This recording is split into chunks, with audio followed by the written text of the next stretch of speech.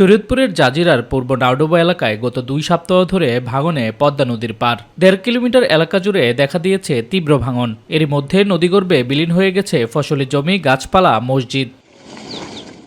বর্তমানে ভাঙনের হুমকিতে রয়েছে পাইনপাড়া মাজিরকান্দি সরকারি প্রাথমিক বিদ্যালয়, মফিজুল উলুম নুরানি মাদ্রাসা সহ আরও 300 ঘরবাড়ি। অনেকেই ঘরবাড়ি সরিয়ে পদ্মার দক্ষিণ প্রান্তের মঙ্গলমাজির ঘাট এলাকায় আশ্রয় নিয়েছে।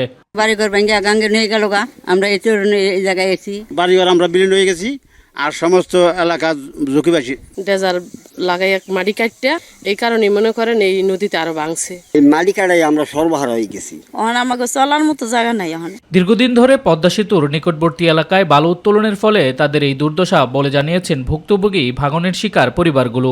দ্রুত বালু উত্তোলন বন্ধের পাশাপাশি টেকসই বেড়িবাঁধ নির্মাণের দাবি তাদের। মাটি কাটা কথা আমাকে মেরে করে জায়গা জমি তারা কাটে নিয়ে জায়গা। বৃষ্টি বাদলের মধ্যে খুব চিন্তা ভাবনায় আছে। সরকার যদি বিচার করতো তাইলে বালি কাটতো না, আর এই যে হন বালি কাটতেছে কোনো কিছু হচ্ছে না। এটা হলো ব্রিজের থেকে 6 কিলোমিটার উপরে, এখানে কোনো পূর্বে কোনো শক্তি নেই, অবকাশ নাই, কোনো কিছু নাই।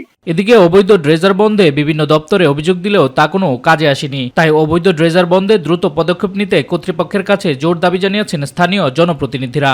আমরা জানতে পারছি অফিস আদালতে কাগজটা সম্পূর্ণ ভুয়া, 2 নম্বরই করে 40 থেকে 50টা ড্রেজার দিয়ে বালু উত্তোলন করে বিক্রি করতেছে। এসপির কাছেও একটা দরখাস্ত করলাম এবং আমরা শয় মানুষ এই পর্যন্ত তার অনুরোধ করলাম। এখনো পদ্মা নদীতে ড্রেজার চলতেছে। প্রতি বছরের মতো এবার জিওব্যাগ ডাম্পিং করতে পারেনি পানি উন্নয়ন বোর্ড। অপেক্ষায় রয়েছে বরাদ্দ পেলে ব্যবস্থা নেয়ার।